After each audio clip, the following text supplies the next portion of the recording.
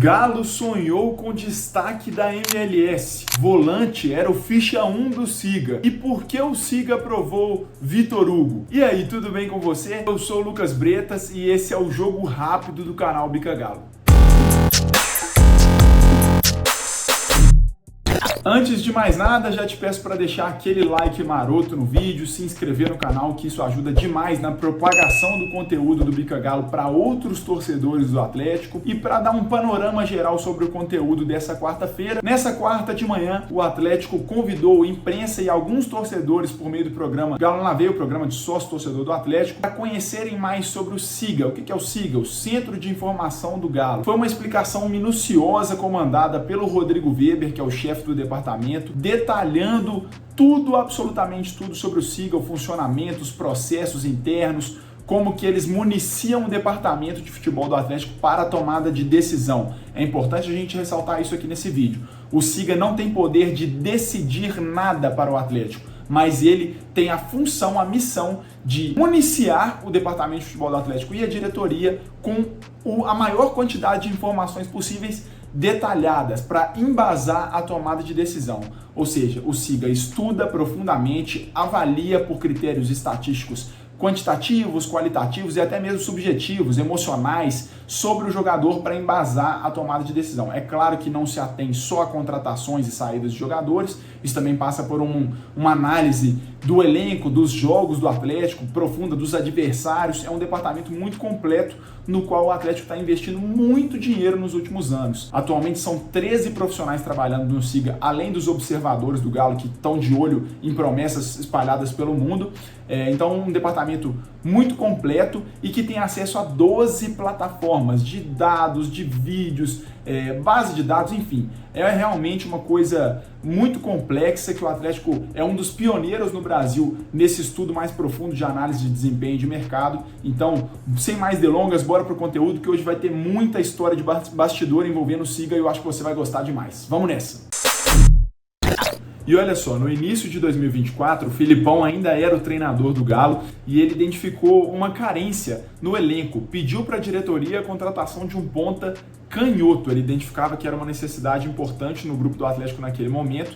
Então o Siga começou a agir, né? Obviamente já tinha vários nomes mapeados e dentre o que o Siga leu que se encaixou mais corretamente no modelo de jogo do Atlético estava o nome do Gabriel Peck como prioridade. Eles achavam que, de acordo com a ideia de jogo que o Galo praticava naquele momento, o Gabriel Peck era o nome que melhor se encaixaria. Só que tinha um grande problema nessa história. Quando o Siga foi sentar com o departamento de futebol e, consequentemente, com a diretoria do Atlético, para saber as condições dessa contratação, foi informado que o teto, o orçamento para gastar nesse reforço seria 3 milhões de dólares. Qual que é o problema nessa história toda? Quando o Atlético contactou o Vasco falou, a gente quer pelo menos 10 milhões de dólares pelo jogador.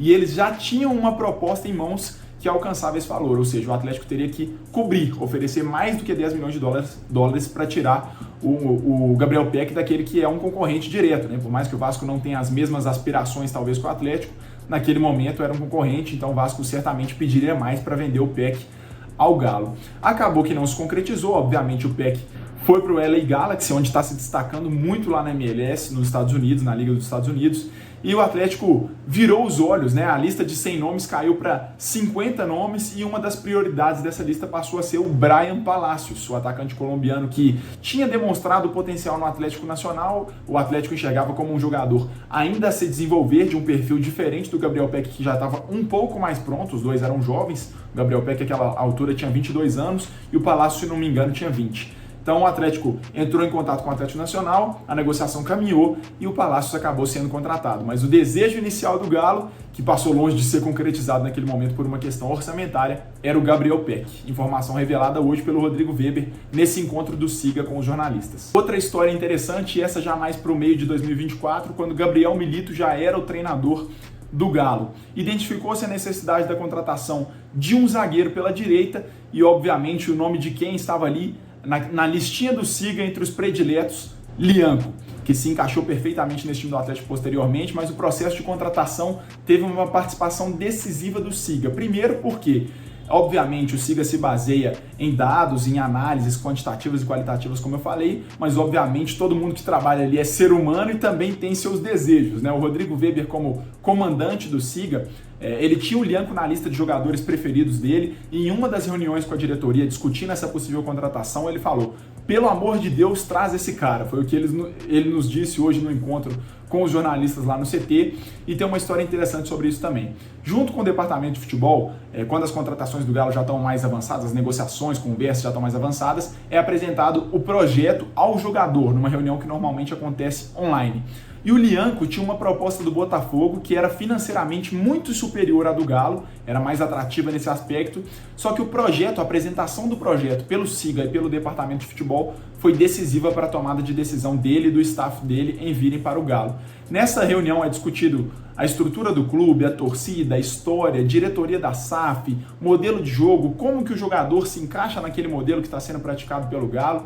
Mas tem um detalhe importante no final dessa apresentação que fez o olho do Lianco brilhar, segundo o Rodrigo Weber, que foi a montagem dele com a camisa do Atlético.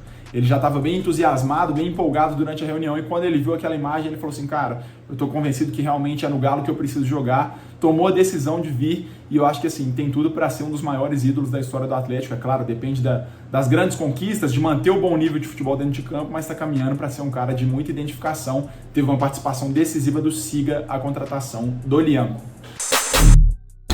Agora, trazendo para um contexto mais recente dessa janela que se encerrou em 28 de fevereiro, uma janela bastante movimentada por parte do Galo, uma curiosidade é sobre o Patrick Silva, o volante que foi envolvido junto com o Gabriel Menino nas negociações entre Palmeiras e Atlético pela transferência do Paulinho.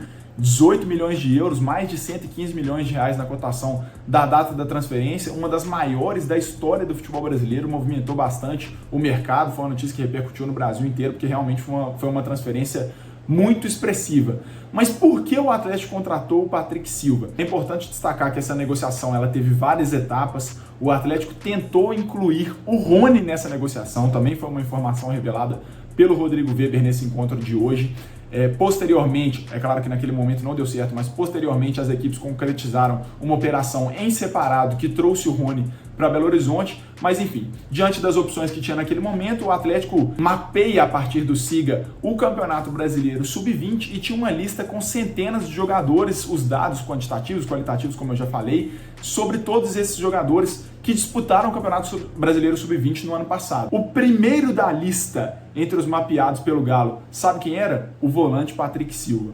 Quando o Atlético tomou conhecimento de que poderia envolver o Patrick na negociação, foi uma escolha que, obviamente, partiu do departamento de futebol e não do SIGA, porque o SIGA não tem o poder de tomar decisões no Atlético, mas o Patrick era um atleta muito bem avaliado, que o SIGA falou: olha, pode investir que a gente tem uma boa chance de ter um retorno num futuro próximo com esse jogador. E hoje o Patrick busca espaço aí no Atlético, já está sendo mais utilizado do que o Fausto Vera, por exemplo. Tem muito torcedor que corneta, inclusive, essa situação, mas mais um exemplo da influência do SIGA nas decisões do Atlético.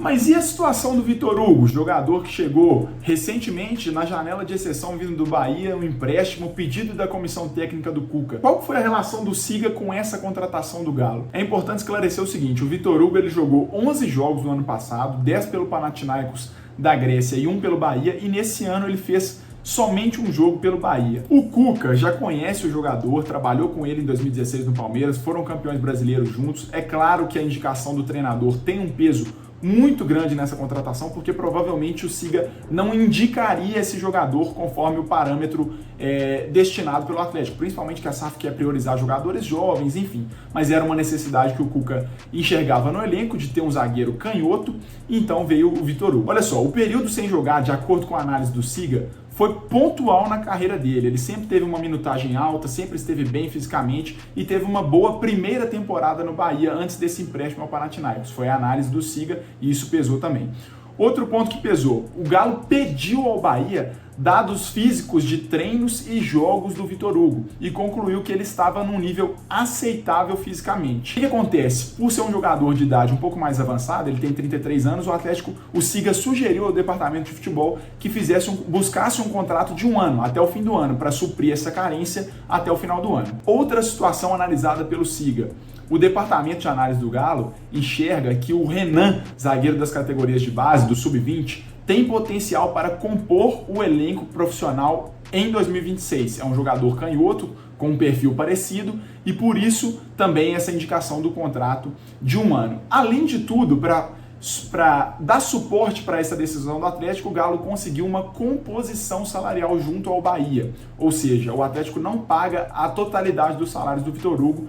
Tudo isso convergiu para que fizesse sentido a contratação, atendendo a um pedido do Cuca e também aos critérios pré-estabelecidos pelo clube. Esse foi mais um jogo rápido aqui do canal Bica Galo. Se você gostou do conteúdo, mais uma vez reforço o pedido para você deixar o like e se inscrever no canal. Muito obrigado, até a próxima.